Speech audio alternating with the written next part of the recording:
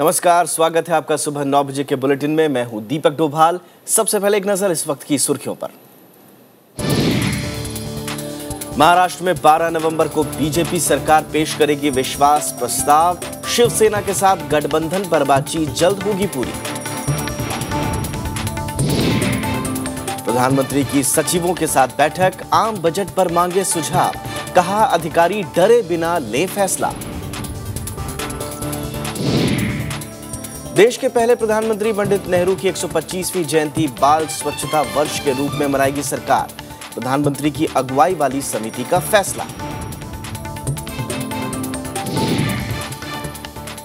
बांग्लादेश के ज्यादातर हिस्सों में बिजली आपूर्ति बहाल। भारत का आपूर्ति नेटवर्क में किसी खराबी से इनकार।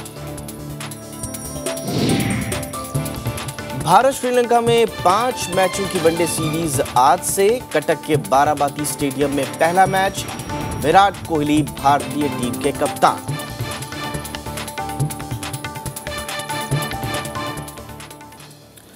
प्रधानमंत्री नरेंद्र मोदी ने कहा है कि अगला बजट नए विचारों वाला होगा।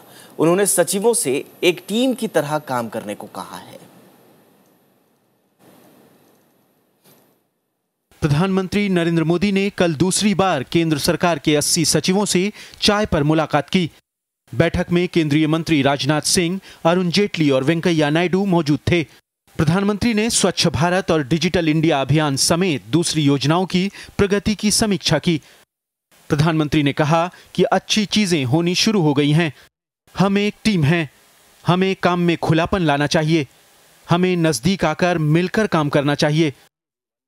प्रधानमंत्री ने अगले वित्त वर्ष के आम बजट के बारे में भी सचिवों से चर्चा की। समाचार एजेंसी पीटीआई के मुताबिक उन्होंने कहा कि बजट नतीजों पर आधारित होना चाहिए। प्रधानमंत्री ने कहा कि बजट ऐसा होना चाहिए जिसमें निवेश के परिणामों का आकलन किया जा सके। प्रधानमंत्री ने अधिकारियों से कहा कि वो बिना किसी डर के फैसले लें और इसमें पूरा समर्थन मिलेगा।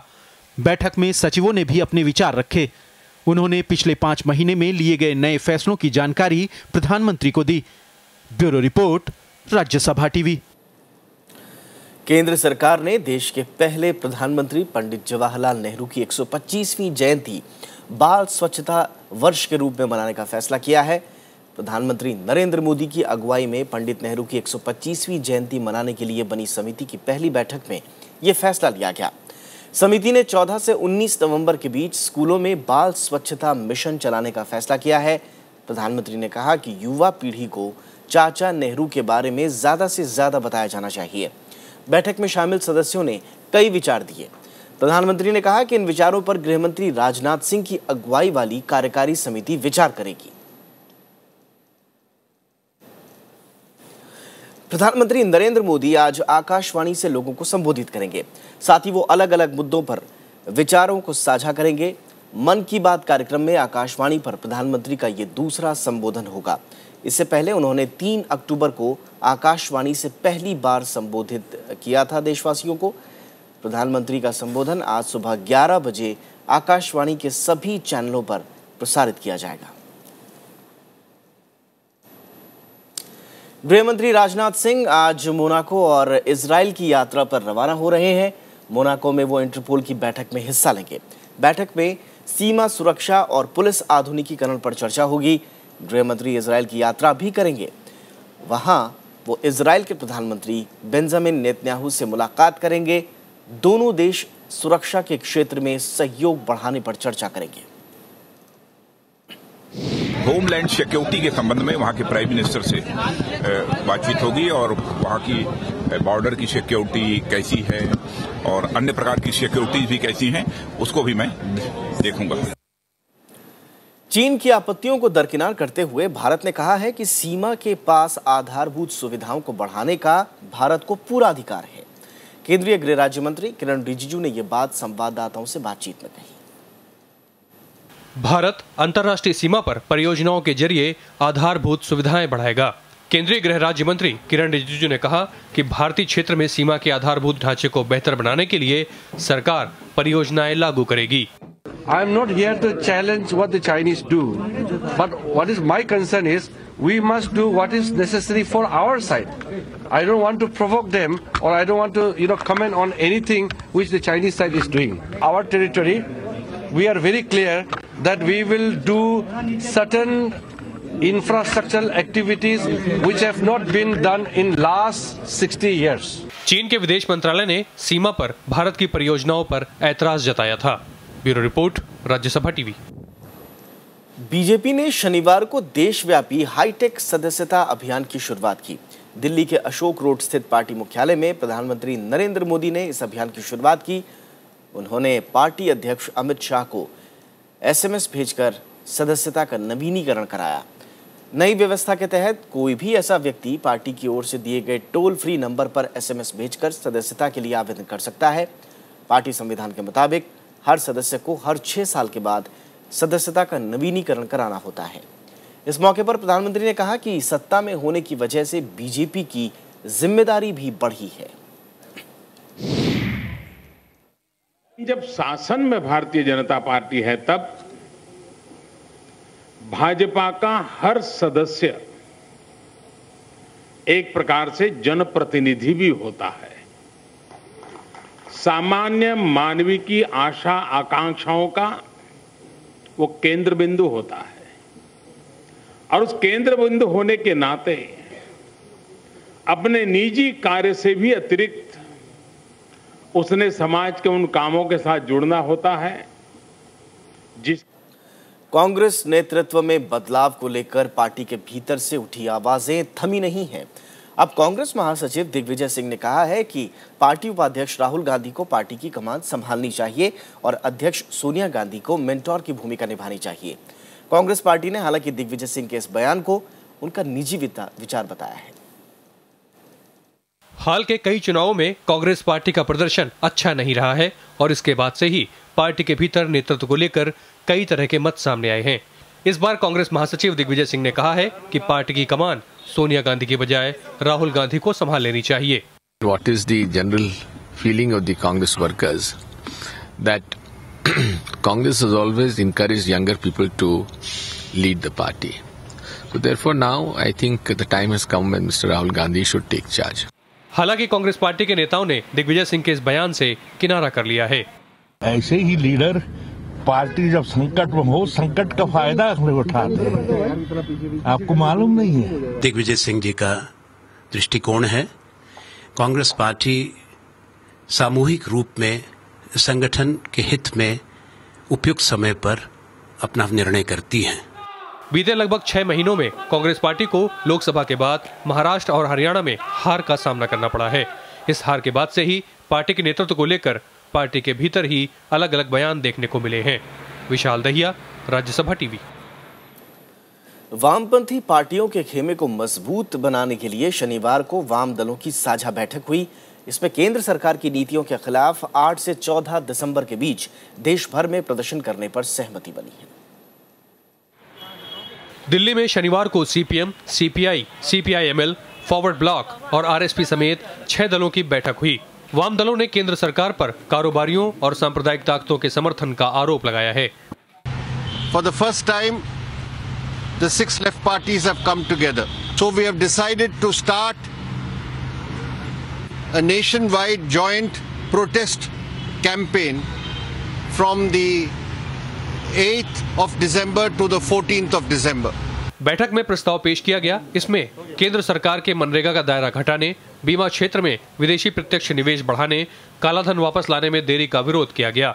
इसके अलावा महंगाई, दवाओं की सरकारी नियंत्रण हटाने, महिलाओं, दलितों और गरीबों पर हो रहे अत्याचार का मुद्दा उठाने पर भी जोर दिया गया। श्याम सुंदर, राज्यसभा टीवी।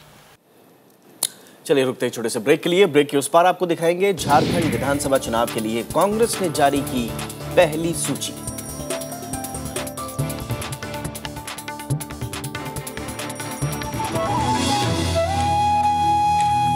ब्रेक के बाद आपका स्वागत है। देश की कुछ और खबरों पर एक नजर डालते हैं। महाराष्ट्र में शिवसेना के बीजेपी सरकार में शामिल होने पर अनिश्चितता बरकरार है। शिवसेना ने कहा है कि बीजेपी को मंत्रिमंडल बंटवारे पर विश्वास मत से पहले फैसला करना चाहिए। बीजेपी सरकार 12 नवंबर को विधानसभा में बहुमत प्रस्ताव पेश करेगी। महाराष्ट्र में शपथ ग्रहण के बाद बीजेपी विधानसभा में बहुमत साबित करने पर ध्यान लगा रही है। पार्टी नेताओं ने भरोसा जताया कि बहुमत के लिए उसके पास पर्याप्त संख्या है। बीजेपी का कहना है कि शिवसेना के साथ उसकी बातचीत सकारात्मक है। सकारात्मक बात शुरू है, जल्द से जल्द चर्चा समाप्त होगी और भारतीय जनता पार्टी शिवसेना साथ में 5 वर्ष जनता की सेवा करे, ये भारतीय जनता पार्टी की भूमिका रही है। उधर शिवसेना प्रमुख उद्धव ठाकरे ने भी बीजेपी सरकार में शामिल होने पर कल पार्टी नेताओं से चर्चा की। उद्धव ठाकरे की शुक्रवार को बीजेपी अध्यक्ष अमित शाह और अरुण जेटली से लंबी चर्चा हुई थी। शिवसेना नेताओं का कहना है कि गठबंधन पर आखिरी फैसला पार्टी अध्यक्ष लेंगे। शिवसेना के कुछ नेता और कुछ विधायक मातोश्री में आए थे और इसके बारे में जो भी बातें हुई वो इनफॉर्मल, जिसको हम अनौपचारिक चर्चा करते हैं, वो बातें हो गई और अंतिम जो भी कुछ उसमें प्रगति है या जो भी निर्णय होंगे उद्धव साहब ठाकरे और भाजपा के नेतागण उसके बारे में स्पष्टता करेंगे। इस बीच कांग्रेस 11 नवंबर से पहले विधानसभा में पार्टी के नेता का चुनाव कर लेगी। महाराष्ट्र कांग्रेस अध्यक्ष माणिकराव ठाकरे ने कहा कि अगर शिवसेना सरकार में शामिल होगी तो नेता विपक्ष के पद पर पार्टी का दावा होगा। महाराष्ट्र विधानसभा का विशेष सत्र 10 नवंबर से शुरू हो रहा है।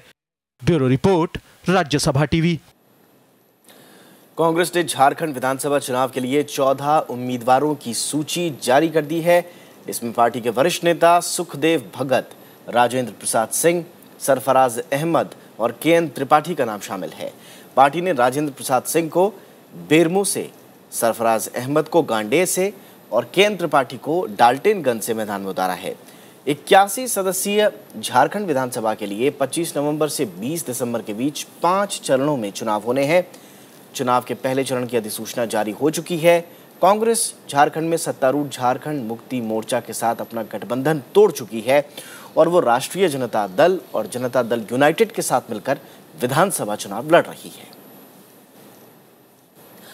इधर बिहार में जेडीयू के 4 विधायकों को विधानसभा की सदस्यता के लिए अयोग्य घोषित कर दिया गया है।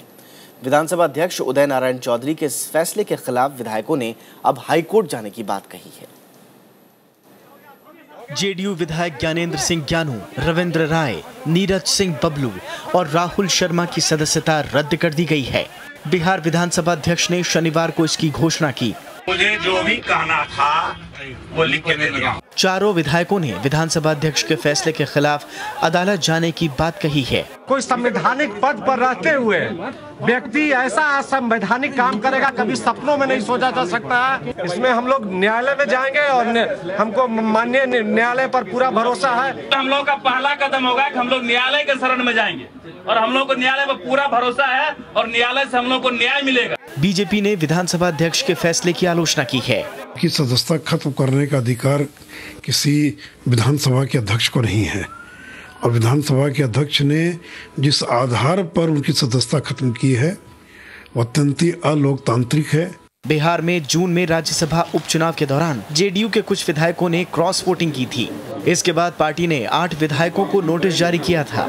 जेडीयू ने विधानसभा अध्यक्ष से इन विधायकों की सदस्यता खत्म करने की सिफारिश की थी। Bureau report, Rajya Sabha TV.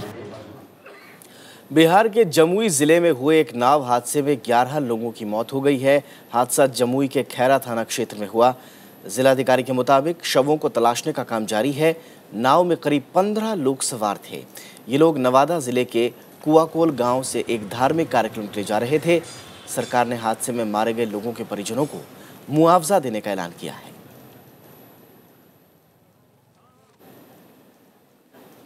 सभी जो डूबे हुए हैं सबको हम लोग निकाल बाहर करेंगे और उसके बाद जो भी संभव होगा उनको सहायता हम लोगों के द्वारा प्रदान की जाएगी। और ये भी घोषणा मैं करता हूं कि जो हमारे पीड़ित परिवार हैं उन लोगों को सरकारी नियमानुसार 1.5 लाख रुपए उनके आश्रितों को मुहैया कराने का भी हम काम करेंगे। और फिलहाल लेते हैं एक छोटा सा ब्रेक के बाद याद करेंगे गुजरे जमाने के मशहूर अभिनेता सोहराब मोदी को उनके जन्मदिन पर।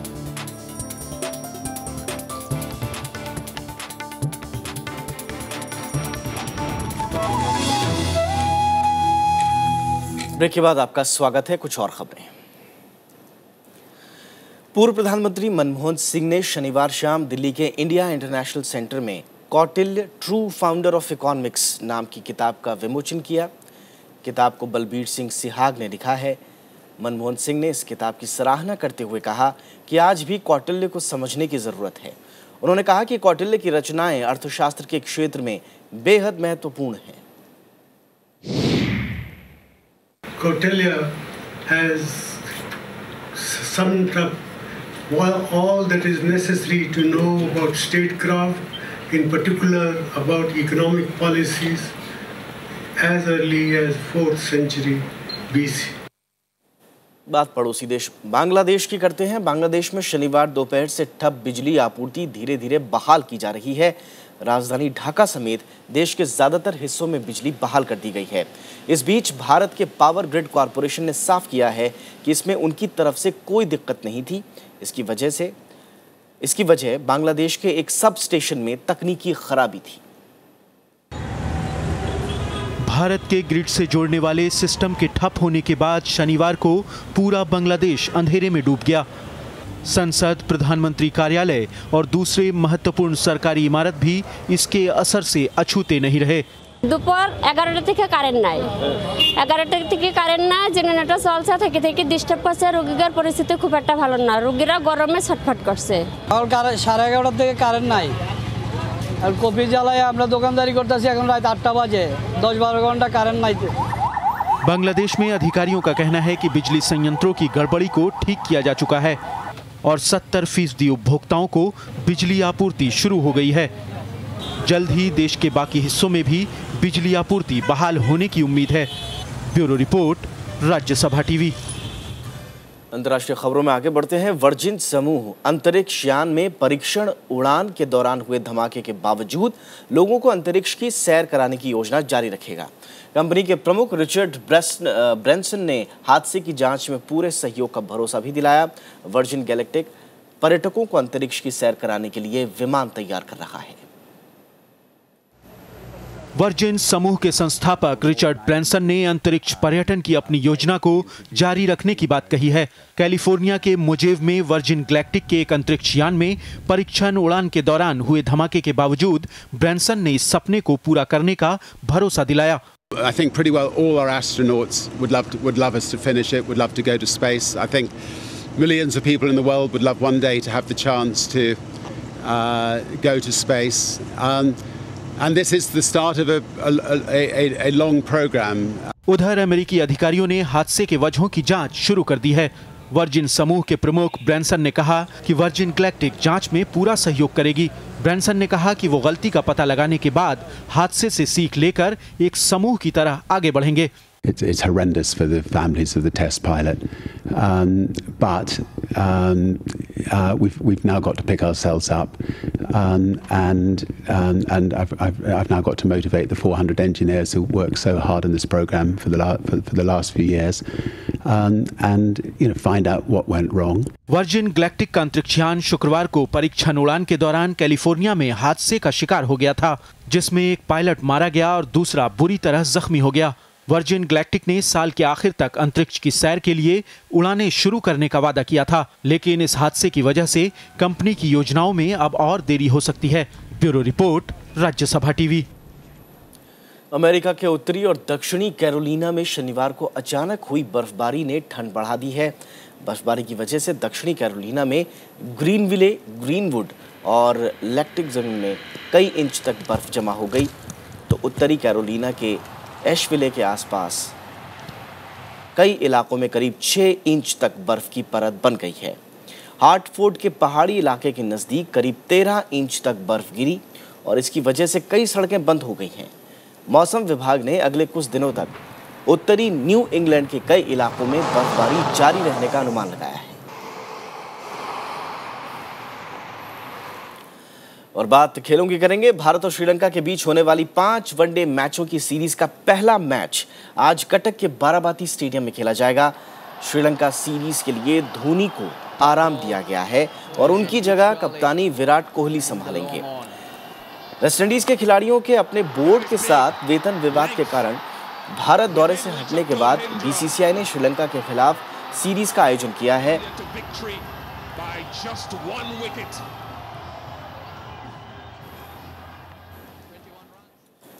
भारतीय क्रिकेट कंट्रोल बोर्ड ने वेस्टइंडीज क्रिकेट बोर्ड पर 250 करोड़ रुपए की क्षतिपूर्ति का दावा ठोका है।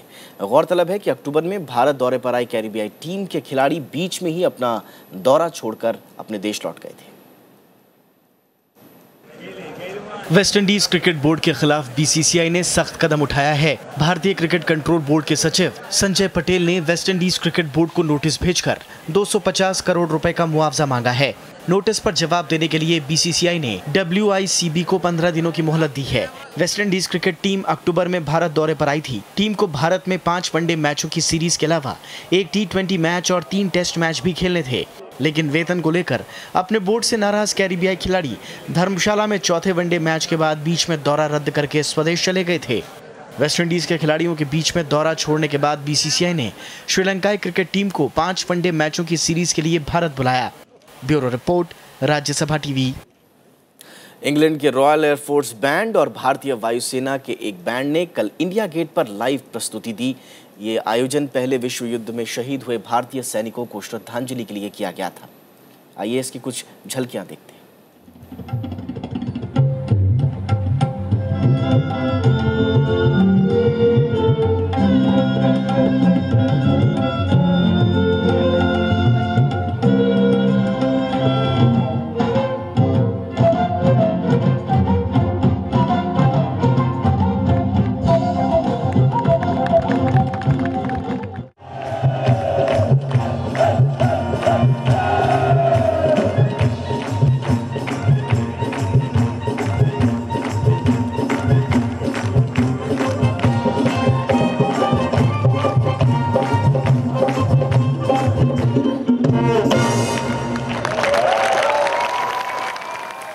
आज गुजरे ज़माने के मशहूर अभिनेता सोहराब मोदी का जन्मदिन है। सोहराब मोदी ने अभिनय की शुरुआत नाटकों से की और बाद में वो फिल्मों में आए। फिल्म सिकंदर में पोरस और पुकार में संग्राम सिंह की भूमिका में सोहराब मोदी ने अभिनय की मिसाल छोड़ी। फिल्मों में उनके महान योगदान के लिए उन्हें दादा साहब फाल्के पुरस्कार से भी सम्मानित किया गया है। खुदी को कर बुलंद इतना कि हर तकदीर से पहले खुदा बंदे से खुद पूछे, बता तेरी रजा क्या है। अब तो तुम्हारे दिल की मुराद पूरी हुई, फिर क्यों चुप हो? नाचो, कूदो, खुशियां मनाओ और इस पागल बूढ़े के मुंह पर थूक दो जिसकी बेकार जिद और नाकारा उसूलों ने औलाद की जिंदगी बर्बाद कर दी। खेल बन बन के देखे बिगड़ते यहाँ और मिल मिल के देखे बिछड़ते यहाँ और मिल मिल के देखे बिछड़ते यहाँ। कई झूठे भी जीते, कई सच्चे भी हारे, एक सजा ही तो है जिंदगी। तुम्हारे ही लिए पैदा हुए दुनिया के नजारे, चमकते हैं तुम्हारी रोशनी से चांद और तारे। तुम्हारा गम है गम, औरों का गम ख्वाबो कहानी है। तुम्हारा खून है खून, हमारा खून पानी है। ये बताओ, क्या ठाकुर जसपाल सिंह के खानदान की इज्जत की कीमत ये चीथड़ा है जिसे तुम ओढ़ कर आई हो? वो किसका मोटर था जिसे आधी रात के वक्त एक शरीफ के दरवाजे पर रुकने की जरूरत हुई? जवाब दो, कहां से आ रही हो तुम इस वक्त? तुम्हारे पति का खून बहकर रानी बेकार नहीं गया। वो अगर न बहता तो दुनिया ये न समझ सकती कि इंसाफ का सैलाब अगर झोपड़ियां बहा सकता है तो महल भी बहा सकता है। हमने भी बहुत से महाराज देखे हैं और बहुत से महाराजों को जीता भी है, मगर तीर और तलवार की सौगंध आप जैसा ओछा और शेखी खुर आज तक नहीं देखा। अदब से बात करो, तुम जुपिटर के बेटे या दुनिया के फाते के सामने खड़े हो। तुम कौन हो जो ये भी नहीं जानते कि जब दो राजे बात कर रहे हो तो बीच में बोलने से दोनों का अपमान होता है। और इसी के साथ इस बुलेटिन में इतना ही, लेकिन चलते चलते हेडलाइंस एक बार फिर से।